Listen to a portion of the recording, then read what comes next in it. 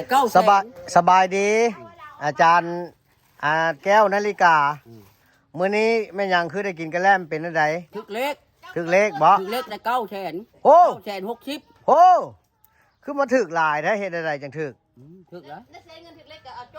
สิได้เงินถึกเล็กฮะเบิ่งโน้คันบ่ซั่นละบ่เชื่อได้บ่เชื่อได้ว่าบ่ว่าถึกเล็กมันมีเท่าใดเงินเก่าเท่าใดเงินใหม่เท่าใดอันน่ะนี่ล่ะนี่อันนี้บ่ปอโตถึกนำผู้ใดถึกน้ำเมียบ่ฮู้นาถึกนำเมียบ่ฮู้นา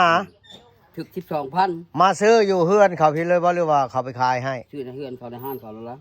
โอ้ฝันแนวใดอาจารย์กายพันนั่นใดก็โตธาตุนั่นเลยล่ะบอกให้ธาตุใสธาตุบัญชีนะธาตุบัญชีนะก็ตัวเพิ่งใต้เขาคาช่องกูโอ้โตพิลึกเนาะเค็ดคิ้วอหลีธาตุบัญชีนี่ประธานเกศแก้วนะโอ้คดีที่กูเจ้าปลายคนกูแต่บัญชีถึกซาปลายคนผู้แต่ละมดกูเทือกโอ้แต่ละมดกูรอบมื้อนี้เราตั้งใจมาหยังนี่มาแล้วเอาชื่อกล้วยบ่มีกล้วยมาชื่อกระแลมนะฮั่นโตโอ้ชื่ออีน้อยกินบัดเฮานี่เราบ่ให้กินเนาะเป็นได้โตก็ชื่อกระชามล้านล่ะโอ้โตชื่อกระชามล้านโตก็กินได้เครื่องนะฮั่นโตมันได้3 ล้านกันได้960,000โอ้ยแล้วนี่ได้900,000ยังบ่เลี้ยงกระแลมเดียวอยู่คันหมูเลี้ยงกระแลมเฮาก็เลี้ยงหมูว้าวกินแต่กระแลมสิโอ้เนาะกับเงินเฮงเฮ็ดได้จังว่าไปขอพรอยู่เฮาล่ะจุดประสงค์เฮาแล้วเฮาไปนี่เอาสิเว้าจุพังนะเอาเว้า1มาตัดผมน้ำลานเฮาตัดผมน้ำลานเฮาล่ะเฮาเอาเงินให้แต่เขาบ่เอาผู้ใดลานน่ะบักแพงสีลูกมึงงามนอนก็นอนเฮือนมึงงามนั้นโอ้เฮาเราไปขอพ่อน้ำธาตุนั้นน่ะธาตุนั่นน่ะเฮาไหว้ขึ้นไปเห็นเพิ่งเลยโอ้เรานั่งตะหมอบตอบคาแล้วเพิ่งไตเขาคาช่วงเฮาโอ้ปัดมันบินไปบ่ในนั้นเนาะมาเราเฮาเพิ่ง14,000โอ้แล้วนกแก่ได้2,000แล้วมันบ่ออกนกแก่ออกเพิ่งบ่โอ้นั่นเหลือเงิน2,000เงิน2,500เงิน18,000โอ้อันนั้นเข้าไปบ้านฮีนั่นน่ะจักมือละจังว่าไปขอพรน้ำเพิ่นน่ะเข้าไปนอนคืนเดียววะเข้าไปนอนมื้อนั้นแล้วก็ตอนแรกมาแล้วก็เท่านั่นล่ะซื้อทุบไปเฮาล่ะเราซื้ออันนึง7,000 274ปานเดียวคนละอันแล้วกับเงินให้เฮาอีก 2,000เท่าปอนน่ะน้องชายตะที่นั่นล่ะห้องเฮากับห้องพ่อเฒ่าเราบ่เคยบูชาธาตุนั่นล่ะให้เฮาไปน้ำผ้ากับแม่นเฮาบอกให้วิธีก็บ่เว้าคือเฮาเว้าแต่บักเขี้ยวปานด้วยบอกเลขกูได้ให้กูถึกเลขได้ในนั้นกูมาหามึงให้มึงช่วยกูให้บอกเลขให้กูเว้าเท่านั้นเนาะเราไม่เป็นเว้าคือเฮามันก็เป็นเว้าแล้วก็เฮาเคยเฮ็ดบ่อยากบวชบ่โอ้บ่อยากบวชไผสิบวชคือบ่บวชเข้าไปอยู่วัดบรรณีบ่กระเทินล่ะเอ้าของแนวเมียก็บ่เอาก็บวชหรือวะเมื่อยล่ะบวช3 เทื่อล่ะโอ้ยแสดงว่าก่อนอื่นหมดเนาะก่อนสิถึงเลขนั่นล่ะเข้าไปตัดผมนี่ล่ะเข้าไปบูชาธาตุนั่นน่ะก็ตัวธาตุจะเพิ่นช่วยเพิ่นบอกให้ตรงๆเลยนี่ล่ะโอ้ยขึ้นไปก็เห็นเพิ่งเลยล่ะแล้วเฮานั่งตะหมอบเวลาเพิ่งแล้วมันไต่เขาคาช่วงเฮาแล้วเฮาปัดแล้วมันบินไปเวลาอันขึ้นไปขอพรนะขึ้นผู้เดียวบ่หรือว่ามีเจ้าขึ้นกับเท่านั่นล่ะขึ้นกับตะปอนนั่นล่ะบ่บอนนั่นก็น้องชายแต่ที่แสดงว่าพระธาตุเกศแก้วนั่นล่ะเพิ่นฮู้แล้วว่าเจ้านั้นสิขึ้นไปขอเลขน่ะเนาะขึ้นไปขอพรขอหยังน่ะเพราะว่าขึ้นไปก็เห็นแม่เพิ่งนั่นเลยจักโตแม่เพิ่ง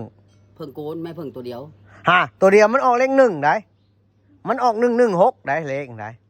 ก็ลัก1แล้วว่าเฮาไปจับลักเฮาซื้อเลข2ตัวคันจับลักไปแฮงเต็กแล้วว่ารวยเละเลยเลข2ตัวได้900,000ถึกป่องจักพันวะป่องเท่าไหร่ซื้อป่องเท่าไหร่เฮาถึกป่อง12ถึกป่อง12เฮาซื้อ12,000นะมันออก16จะได้จะออกลัก1นะเห็นเพิ่งตัวเดียวเพิ่งโกนนั่นมันไต่เขาคาช่วงเฮามันก็บอกรักเลยล่ะแต่ว่าเฮาไปซื้อเลข3ตัวซื้อเลข2ตัวโอ้แล้วมันถึกป่องเท่าไหร่จังว่าได้900,000นี่ถึกป่อง12,000เด้เฮาซื้อ12,000บ่แล้ว บ่ซื้อ12,000ก็เดียวว่าทางเล็กนกกังแกพร้อมว่าเอา บ่ กิน นกก็แกก็เอาต่างหากแต่ว่าอยู่บินนั้นเฮาซื้อเล็กเพิ่งน่ะซื้อ14,000 อ่า แล้วร้านป้อง16แล้วใช้ป้อง12 เอ แต่หันละป้องละพัน อ นึงไหม โปกาใส่ฮอตป้อง10ปลายพันผู้ เออ โอ้แต่เก้าเห็นจะซื้อป้องละ2,000ป้องละพัน นักแล้ว ปอ เล็กมานี่ก็ป้องกกเล็กเพิ่งนี่ป้องกกป้องกกช่องเทื่อเขามันสิออกภาคชาไปบ่ได้น่ะก็ท้ายน่ะก็บ่ท้ายก็กลางแล้วบัดนี้ เด้ มันเคยไปนะนัดเลย เด้งวดหน้าเด้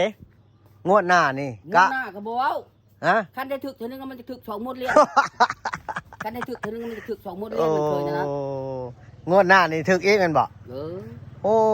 เอ้าบาดนี้สรุปแล้วหมดแล้วเรื่องถึกเลขที่สัญญากับเฮามือ2-3 เดือนก่อนนะว่าสิบ่ซื้อเลขนี่มันเป็นอะไรคือว่าลืมสัญญา มันละเป็นละวิ่งละบอนขึ้นฮอดแล้วเรากลับมาเฮ็ดอีก เดี๋ยวนี้เนาะ ขึ้นฮอดแล้วกลับเฮ็ดอีก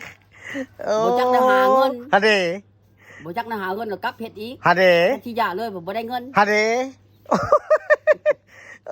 เดี๋ยวนี้เนาะ เออ ว่าสิกลับไปเฮ็ดน้ำบุญน้ำทานแหละถือว่าไปบ่ได้แล้วเนาะ เออ ถือว่ามากลับมาอ่า ได้เงินแล้วก็1มากก็เฮ็ดน้ำบุญน้ำทานแหน่ช่างบุญช่างทานแหน่ โอ้ 2มากก็ซื้อเล็กแหน่3มากก็ซื้อกินแหน่ เออ เฮ็ดนั่นล่ะ โอ้ไปแล้วแล้ววิ่งแล้วว่อนอยู่เฮ็ดคิดยังบ่มาคว้าอะไรก็บ่ได้เนาะโอ้เออ เป็นอย่างนี้ว่าสิทำบุญก็บ่ได้บุญว่าสิเฮ็ดบาปก็บ่ได้บาปเลยคือเครื่องกลางๆอยู่เนาะ เอามันถึกเลขก็ได้บุญละถ้าบ่ถึกละบาป ฮะเด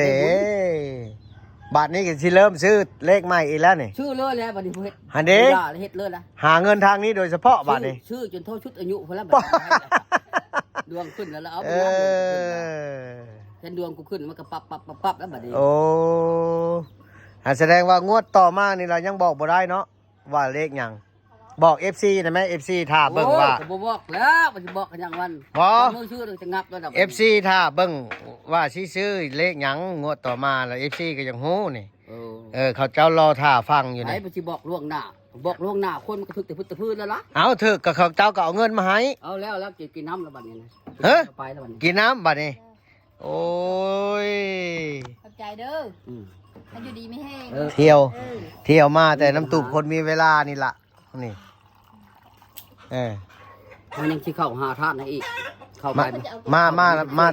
แต่ซื้อหยังถึงเหนือมาซื้อกล้วย เลาะหาชื่อกล้วยบ่มี ซื้อกล้วยไปเฮ็ดหยัง แห้งก็ได้ขอบคุณ ไปเฮ็ดเวียกเฮ็ดแหน่ ชื่อ ฮะ ชื่อว่าเมื่อไหร่ ไปเฮ็ดเวียกหาในข่าวทุ่งไส้บ่ล่ะ ไปหาแม่ขาทุ่งไส้ หาตัวเที่ยว เออ คนล